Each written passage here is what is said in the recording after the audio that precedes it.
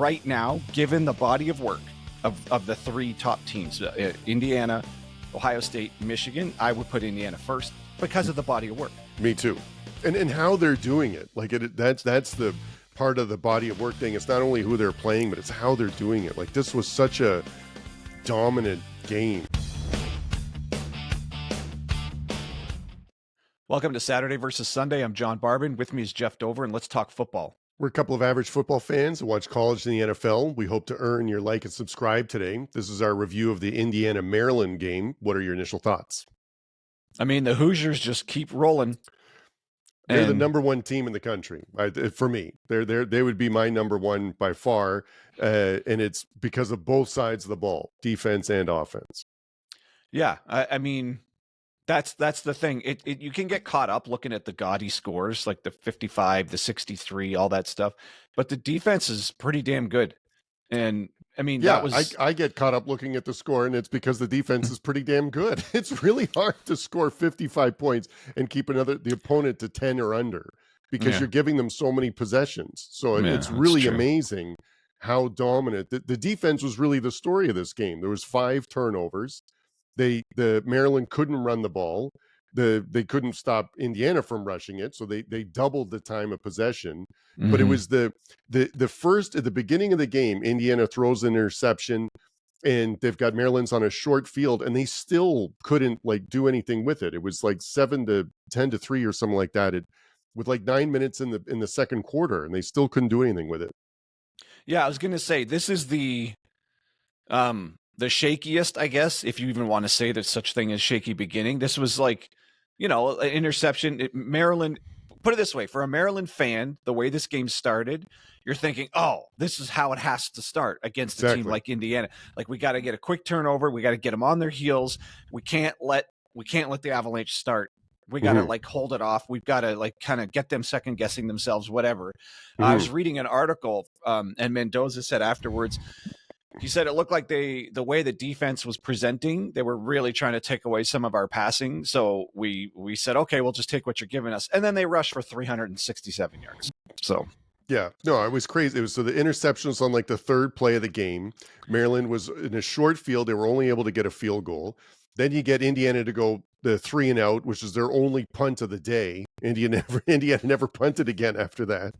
And then after that, Indiana scored on every possession. So it was just a complete dominance of the game, throwing. And he still had, Mendoza's a great QB, still had a good day. He still threw for 200 yards. He had a TD. He had that one pick right at the beginning of the game. That was it. And Alberto's pretty good too. Yeah. I was going to say you can tell they look so much alike. We can go through the box score if you want a little bit here, but it's sort of pointless. They had 3 running backs go 80 yards or more. And I mean, it was just, there's no point really talking on a 55-10 score. This is just them exerting their dominance again against another Big Ten team. And it's just all leading up to me. This is all leading up to the Big Ten championship game. Yes. We can give flowers to all the different players here. I mean, the turnovers, two of those fumbles were on 2 run plays from Maryland. The Indiana player just ripped the ball right out of the guy's hand, and it was identical looking on either side of the field. And I thought, what is going on here? The Maryland players got to do a better job of protecting the ball. But again, none of it really mattered. This was never really a game. This was more the story of Indiana showing that they belong on the national stage. And whether or not you say it's running up the score, now we can actually say you get paid to stop them. So stop them. Yeah, exactly. Yeah. No, and you're right. It was, even though it was 10-3 in the second quarter, at that point Indiana still had over 100 yards and Maryland had 3. So even then, it didn't, even though it was a 1 possession game, it didn't feel like it was close at all. And it ended up not being close even a little bit. We talked before the game about putting a bet in Indiana, and we weren't sure about the 20-point spread and if we should lower it or not. That was a mistake, because that was just never in doubt from the beginning. Well, I don't know. So, okay. So I more want to look at the schedule and what's coming, and I actually want to look at Ohio State's schedule, because now to me, the story is, it's just who's going to win the Big Ten championship game, Indiana or Ohio State. That's really all that to me, that's all that's worth talking about here. I think Indiana's going to run the table here, go 12-0. I know we had an Indiana fan mention they're still worried about Penn State next week, which is okay. That's fair. That's fair. I mean, well, again, it's the Penn first State, time they've lost 5 games like at Penn State. Like I feel like they're in this, but they're 0-5 in the Big Ten. Okay, but we have a diehard Georgia fan who thinks Georgia's going to lose every week too. So it makes so even a team as dominant as Georgia has fans that worry about the worry about every single game for in the middle of their dynasty, worrying about games. So it's fair that Indiana fans are worried because they're not used to being this dominant, right? Yeah. So and Penn State has 4 and 5 star talent on the field. So I mean. And they don't overlook them. You just get one game at a time for 3 more games. But here on the show, we can have fun speculating about the Big Ten championship. Yeah, it would be a massive upset and disappointment now if Indiana wasn't in the Big Ten championship game. That's where it's at right now with Penn State, Wisconsin, and Purdue left. Mm-hmm. And the only one that's moderately tough there is Wisconsin, and you get them at home. So. That if Indiana's not in the Big Ten championship game, it's a massive upset and a real disappointment. Ohio State still has Michigan. So Michigan has a loss, but if Michigan beats Ohio State, then Michigan would be in the Big Ten championship game. So that's going to be, that's the only other major hurdle I believe for Ohio State too coming up. So can that work out where Michigan, they only have one Big Ten loss? Oh, they would have the tie break. Yes, if they beat Ohio State. Yeah. Oh my! Could it? I guess it could happen again. Yeah, it's at Michigan. Mm-hmm.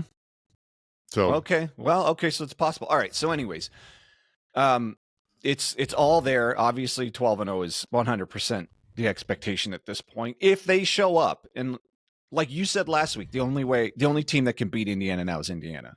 That's correct. That's becoming clearer and clearer each week. They're putting away teams the way they're supposed to put them away. They're not having hiccups or anything along the way.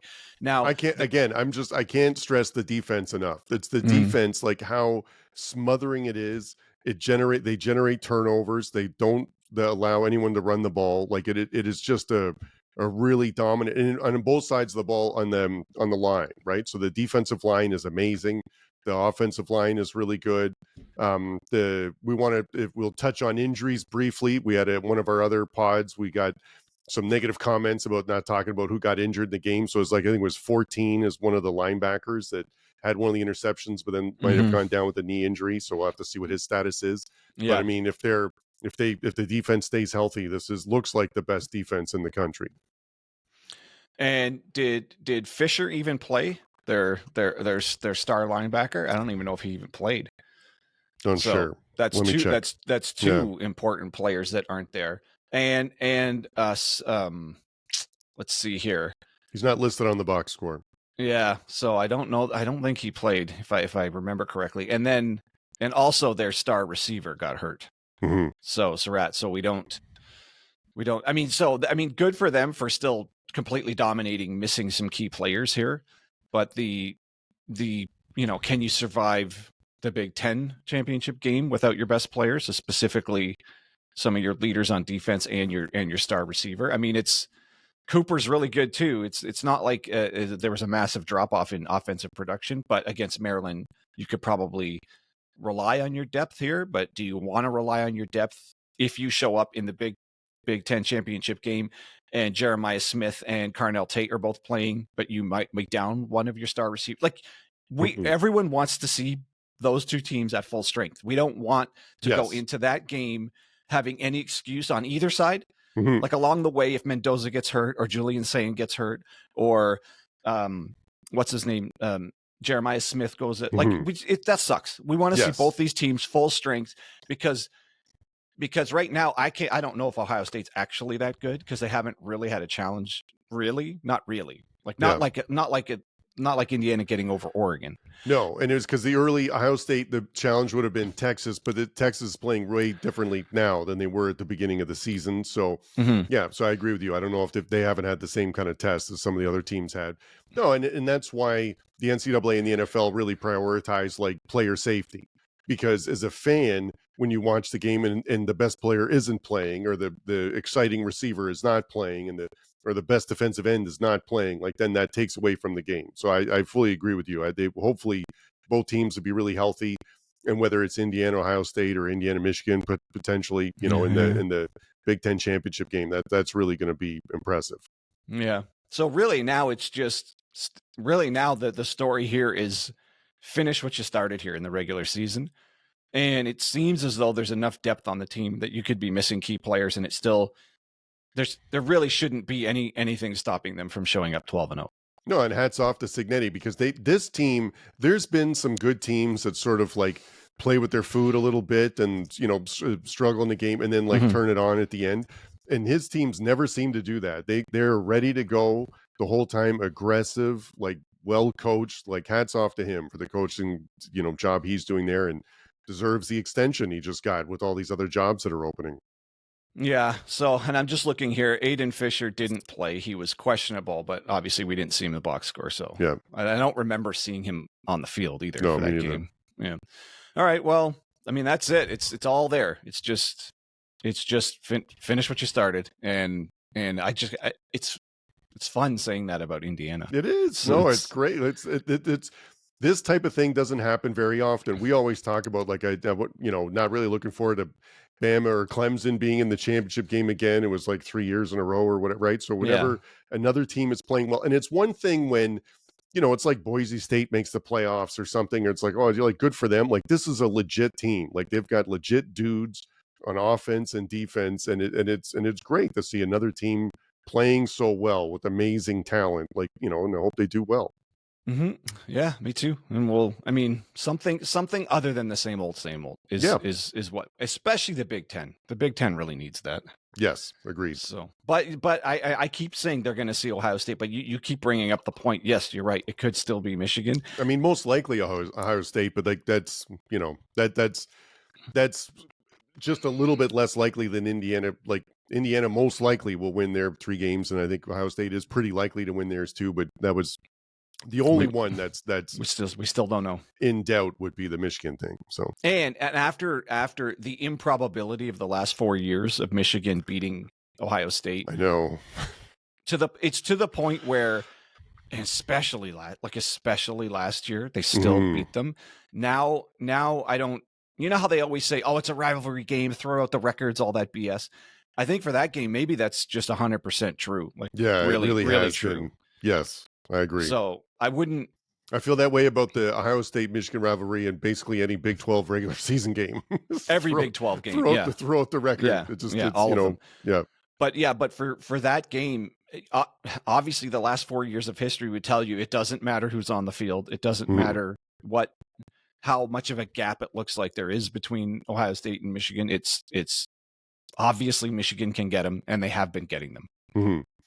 No, and Indiana fans, I'm sorry we've spent a lot of time talking about Michigan and Ohio State in your game review, but which you're probably really sick of hearing over the years. But you guys are fantastic.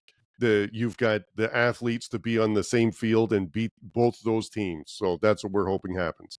Yeah, that's the only. Yes, you're right. This is a review of your beatdown of Maryland, but obviously what are we going to just keep talking about 300 yards rushing? Everyone went for 100. Like, okay, yes, you're better than them. You're better than everyone in the Big Ten, except for, or maybe on par with, Ohio State. Maybe you're better than Ohio State too, but we can't know that until we see you play them. Obviously, if Michigan wins, put it this way, you're going to have a chance to prove it against either of those teams. Yeah. I would right now, given the body of work of the 3 top teams, Indiana, Ohio State, Michigan, I would put Indiana first because of the body of work. Me too. And how they're doing it. Like yes. that's the part of the body of work thing. It's not only who they're playing, but it's how they're doing it. Like, this was such a dominant game. Like, it's this one in the UCLA game was just crazy. Like how much they exerted themselves. So was the Illinois game. Yeah. And then if you want to point at what we would all get, what we would all have to assume is their toughest competition or the best team they beat, they really handled Oregon. And again, it was a complete win there. Yeah, that's a good point. The only detractor comment I've seen is they got dragged down into the mud against Iowa, and I don't beat them by 5 points, but that's the point. They can beat they can win that type of ugly game Yeah. too. They don't have to have what do they say? Win your clunkers. That was not their best game, and they still won it. Better to learn from an ugly, clunky win than an ugly loss. Yeah, and that happens with Iowa all the time. Like whenever you play Iowa, it turns into an Iowa type game. So I don't feel that bad about that. But Iowa normally drags you into their game, even if they're outclassed by whoever it is on the other side. You don't normally just boat race Iowa, not lately, anyways. No. And the other thing, for anyone who sees that as a black mark on this resume, even though it's a win, let's not forget one of Ohio State's best teams lost the opener to Virginia Tech and then ran the table. And some other of those dominant Ohio State teams have inexplicably dropped a game in the middle of the season to a team like Purdue. Remember Purdue just boat raced them a number of years ago, and that just shouldn't have never happened. So it can still happen. The best team in the country can still drop a game somewhere in the middle of the season. And yet Indiana is here 9-0. They haven't. And if it was going to be a game, maybe that Iowa game was the game where you look back saying, "Oh, that's the one they dropped this year." Well, they didn't. So there's just it's just a straight arrow to the Big Ten championship game, and to me they should be favored actually, no matter who shows up there. I agree. All right. Okay, well, I mean, that's all we got for this one. I'm sure there was some other items we missed from the game. Like we said, this was more just a commentary on they're just still rolling. They're still moving forward. This is all arrows pointing up, and they're holding serve, and they're just going to have to hold serve for the rest of the year. All right. So is that everything you got on your notes? Yeah, that's it for me. All right. Well, if you're still with us, we appreciate you checking out the video. We know our channel's small. We just started it last year. So if you like what we got going on and you'd like to support us, a like and a subscribe goes a long way, and we'd super appreciate it. So for Jeff Dover, I'm John Barbin, and that's your Saturday versus Sunday podcast.